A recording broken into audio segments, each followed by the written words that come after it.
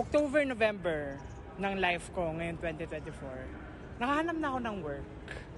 And yung work ko is about picking and sorting lang ng mga convenience store products. And no, ang layo sa course ko na graduate, no? Grabe.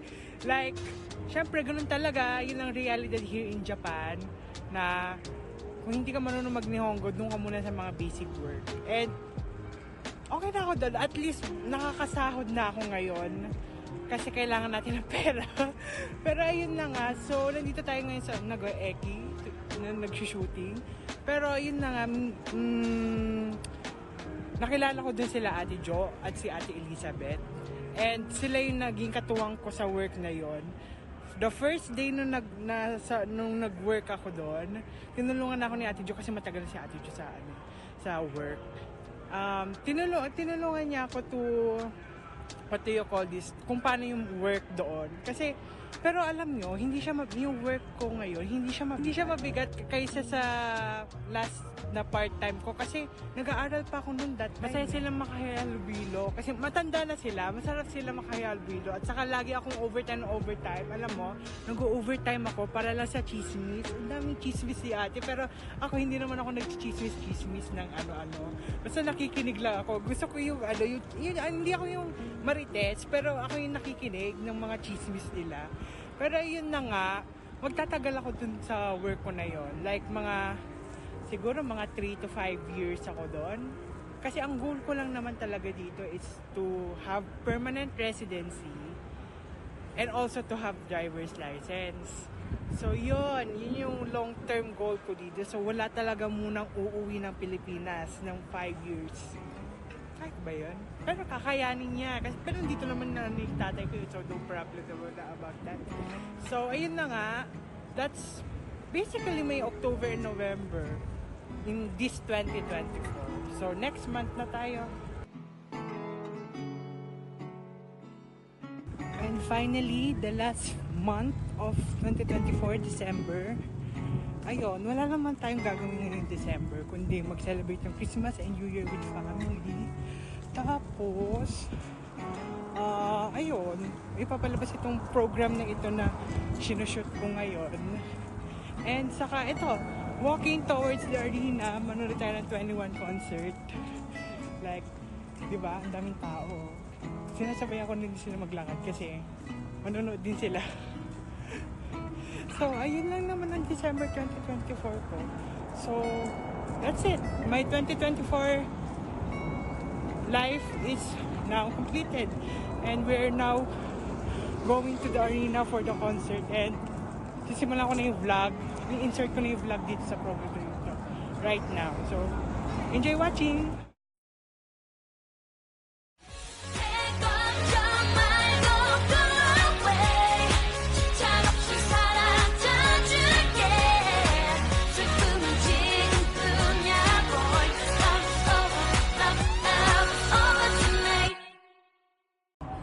Hello guys, nandito na tayo sa may Nagoya-eki. Sasakay tayo ng teka, umano yung ano. Sasakay tayo ng Shinkansen ngayon. Papuntang Tokyo. Dahil manonood tayo ng 21 concert. Gusto natin manood.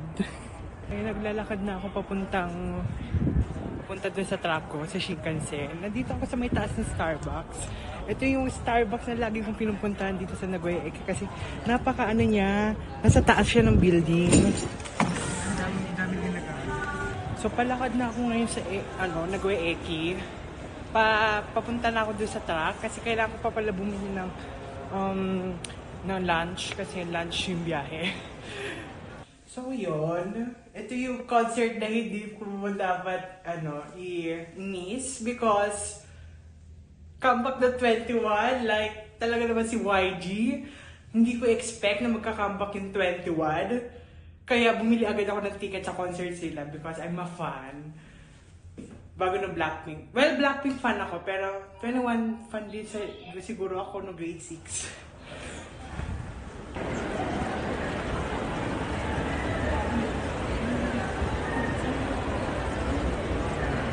Daming tao ngayon sa Nagoya-eki.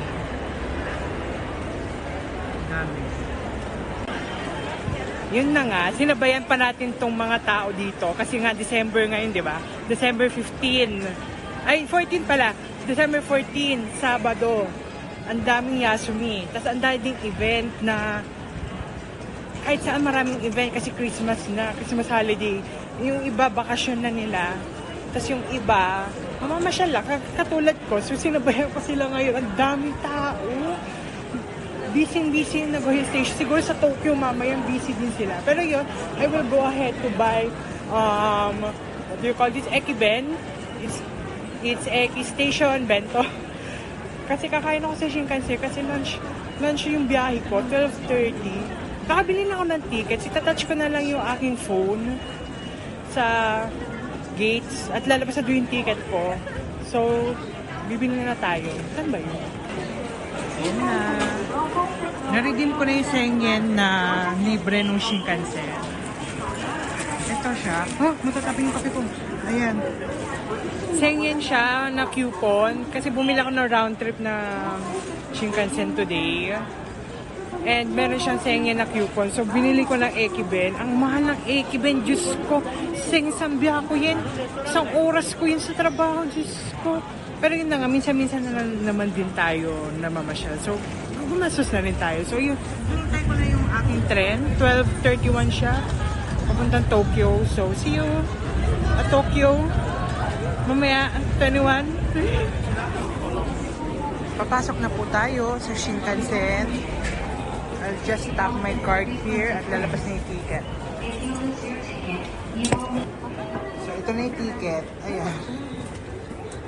Bilis lang, no? Ayan yung Shinkansen. Videohan natin kasi ngayon lang tayo tumasok. Videohan na natin kasi minsan-minsan na lang tayo nasakay dito. Oh, man.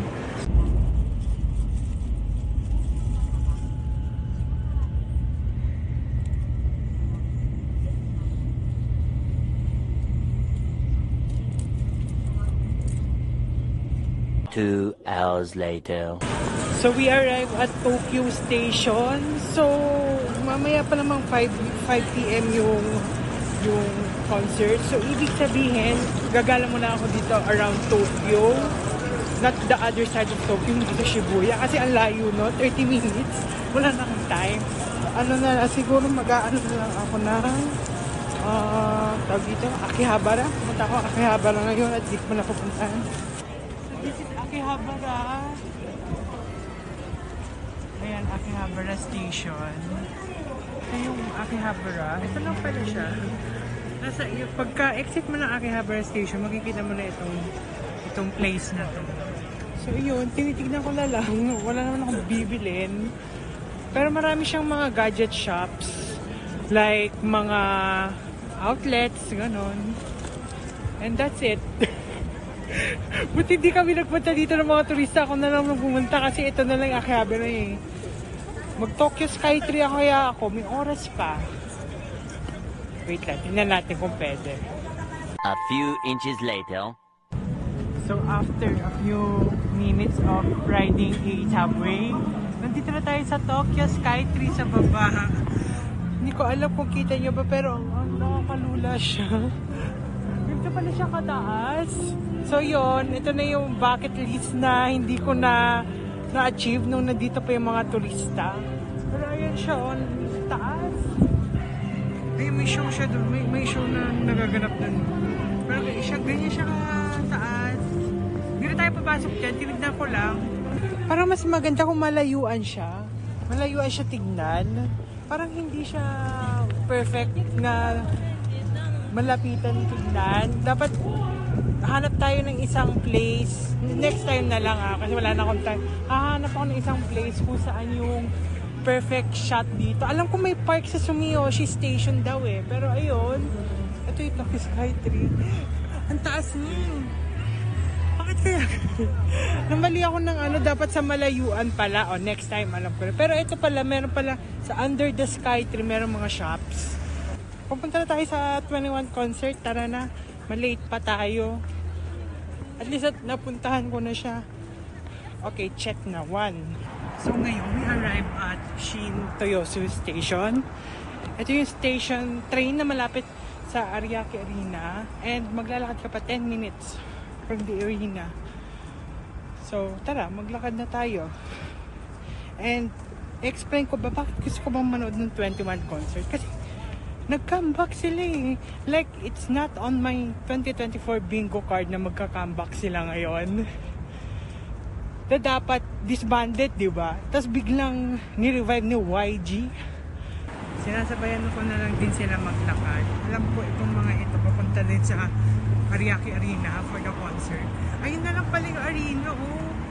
Malapit na lang pala siya. See you 21! Ang ganda na scenery ng arena, oh, bongga. Parang ang liit lang ng arena. Mas malaki pa Araneta sa atin. Ang ganda ng sunset. Oh my God. Hala, excited na ako. Grabe, ang ganda ng arena. Bagong-bago siya. Bagong tayo. I think, parang alam ko bagong tayo lang to nung Tokyo 2020. Because kailangan nila ng arena for some sports, kaya nagtayo sila. Kasi kung arena base lang ata, Saitama pa. So, ang layo. Dito, Tokyo Metropolitan na. So, ang dami ng tao. Ang ganda. Ang ganda ng free sunset pa dito. Diba? So, this is my 5th concert na. 5th concert and 3rd time na concert ko K-pop. Yes. Let's go, let's go. So we arrive at the Ariake Arena. So see you 21. Ay, bawal mag-record ng video just like Blackpink kung nag-Osaka ako. Sa Encore na ako nag-record ng video. Pero I will enjoy this concert because this is my last concert of the year. Ayan siya, oh. Enjoy ako. Bye! So, ayun. Ito na yung stage show. Ayan na.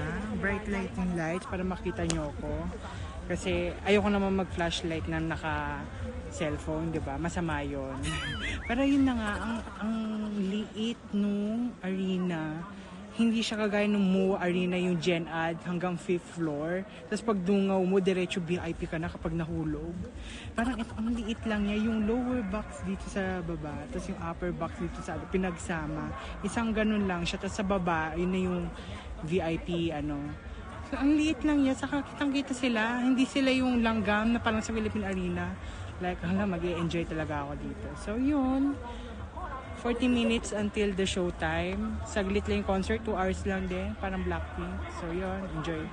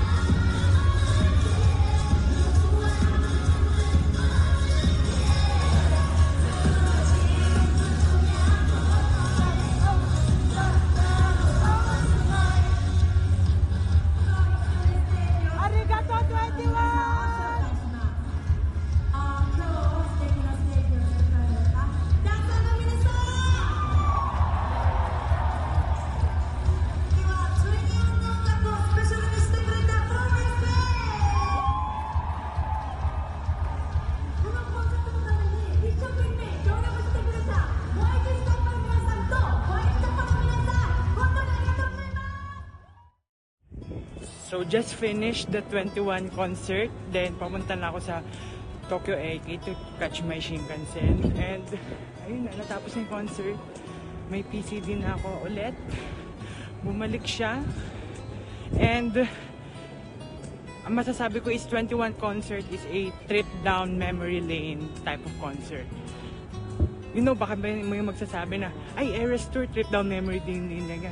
Hindi eh, parang celebration yun ni Taylor Swift ng kanyang discography eh, rather than a trip to memory lane. Itong 21 grabe, nagpapakita sila ng mga clips from their past performances, as may mga message yung mga 3rd, 4th, and 5th gen na K-pop groups. Grabe yung mga performances nila, lalo si CL. Siya lang yung may solo dun sa entire concert. Nangangain ng stage. Ina nung nawala na yung mga backup dancers niya sa solo niya. Yung may platform na tumaas. Grabe, parang kinain niya yung stage. Grabe talaga yung stage presence ng 21. Dila sa CL Iba talaga, saka vocals, medley, grabe. Saka yung slow songs sa kalagitnaan, grabe talaga. Buti bumalik kayo 21 para pakita nyo sa mga 4th J, 5th J kung ano ang talent talaga kung ano ang vocals, what do you call this, stage presence, lahat. Nagsimula na akong umiyak nung nag-message na lahat ng mga K-pop groups sa 21 na nag-welcome back. Like, grabe, iba talagang essence ng 21 sa K-pop industry. Once in a lifetime talaga siya. Like, kalain mo, magkakampak isang group 10 years ago, bago noong nag-disband sila 10 years ago. Like, wala na ako talagang masabi. Grabe, napagod ako. Talagang mapapantayan yung galing ng 21 pagdating sa vocal saka sa stage presence. Like, yun ang prioritize ni YG, yung dalawang yun. Kaya, wala Blackpink pag walang 21. Dude, like, yung 21 yung nag-train sa Blackpink para maging Blackpink sila ngayon. Para maging sikat sila ngayon. Samantalang yung hype labels, hindi sila prioritize sa mga ganyan. Yung ang papangit ng vocals, lalo na yung Le Sserafim. Diyos ko, nag-Coachella sila, ang disaster. Grabe. Walang Le Sserafim doon sa message. Siguro hindi sila fan. Thank you, 21, for that wonderful performance and that wonderful comeback. Like, hindi mapapantayan ng ibang comeback yan.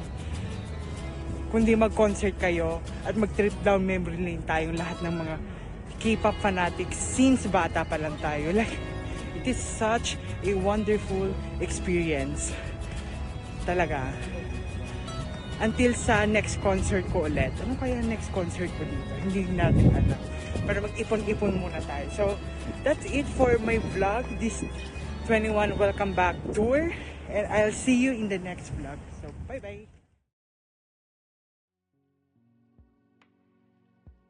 So, that's it with my first and last year-end special. So, ito na talaga yung very, very last program ko. Di ba sinabi ko yung when we all graduate, where do we go? Last program ko na yun. Hindi. 2024 is so special to me na kailangan ko gawin itong year-end special na to. And hayaan nyo na ako na gumawa ng isa pang program for entering my quarter life crisis. For the last time, thank you so much for watching my video sa YouTube, sa iba pang mga platforms. So, thank you so much talaga kahit konti lang yung nanonood. And I hope this 2024 has been good to you. And alam ko ang dami nangyari ngayon 2024. Pero I wish na good health kayo up until this day. Bukas na ang New Year. So, I hope you survive this 2024. And ang bilis 2025 na, no?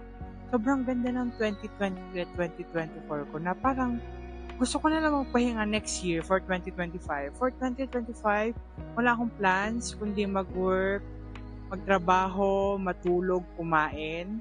Like wala akong goal next year. Basta yun lang ang cycle ng buhay ko next year. Saka sana walang mga plot twist kasi nahihirapan ako kung may plot twist sa buhay natin, di ba? Like sino naman gugustuhin na may plot twist sa buhay? Syempre, ayaw natin yan. So yun, hopeful ako this 2025 good health, good everything, lahat. Kaya dapat grateful tayo kasi papasa tayo ng 2025 na buhay.